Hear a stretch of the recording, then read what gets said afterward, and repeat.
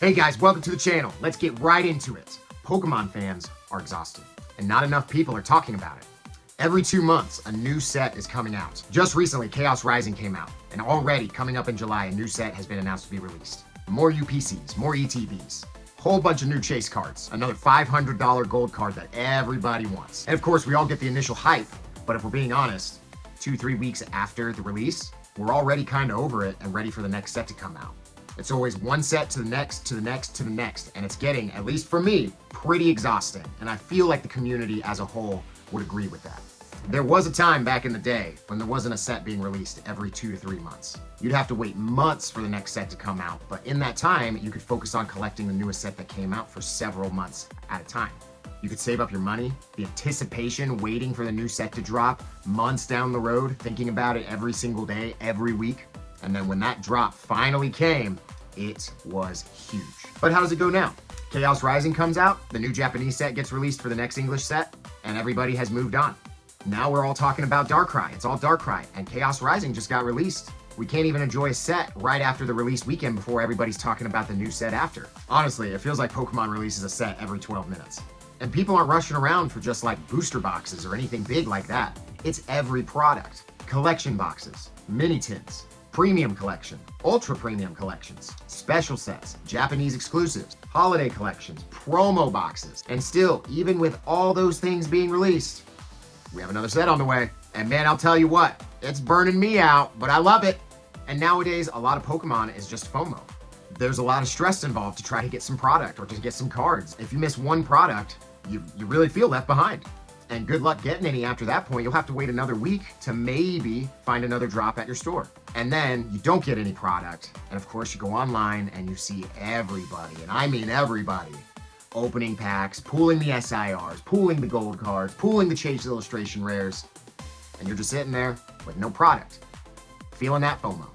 And if you're just a normal collector, like most of us, you feel really left out and left behind.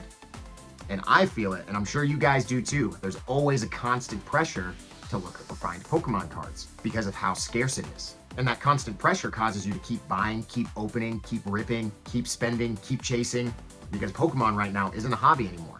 It's become a whole content machine. If we're being honest here, which we always try to do, we all know social media accelerated this problem significantly. Because years ago, we didn't have any of that. And you could just collect at your own pace. There was always product on the shelves. You never had to worry about anything. And it was about the fun of it.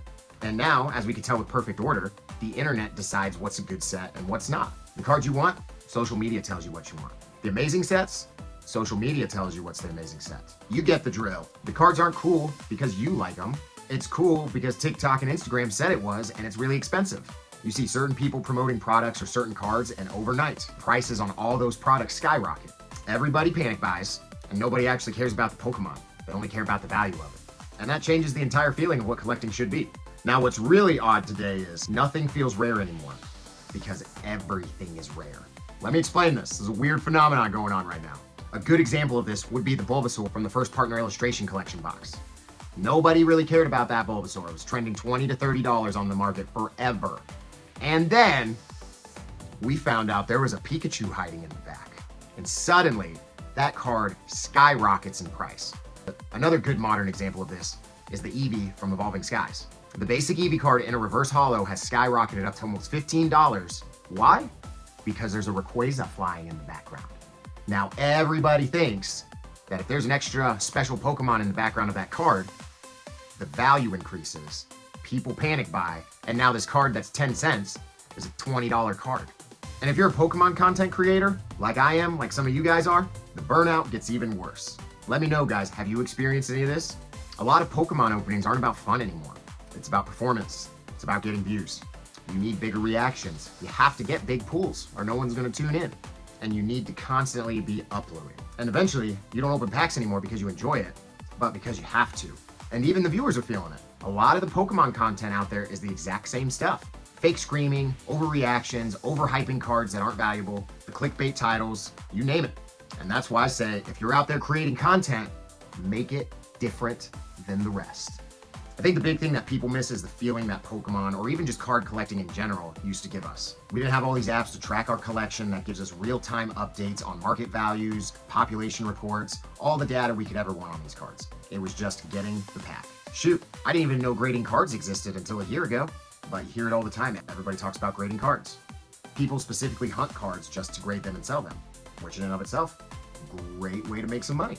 When base set came out, nobody cared about value or money or any of that. It was all about getting that Charizard. It was fun because everybody was talking about it. Everybody was chasing it, but it wasn't crazy like it is now. Me personally, I like Blastoise better.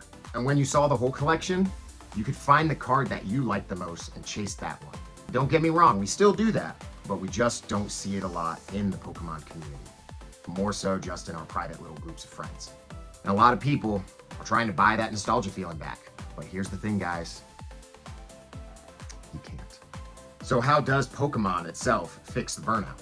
Honestly, I don't think they should change anything. Because for Pokemon, all this is working out favorably, very favorably for them. The products sell out, people keep buying, everybody's content is getting views, blowing up. So this is definitely, in my opinion, not the Pokemon Center's fault. The fans have to slow down. Not every release is an emergency. We need to calm the hype down and chase the cards that we actually want, not the cards that the internet tells us we should want. We collect cards and sets that we actually want, not what the market dictates. Like Perfect Order, one of the best sets ever, because here's what it boils down to. Pokemon is supposed to be fun, not exhausting. Have you been feeling burnt out lately? But I promise, it's not just you. There's a lot of us out there that feel this way. Thanks so much for watching the video, guys. I hope you enjoyed the video.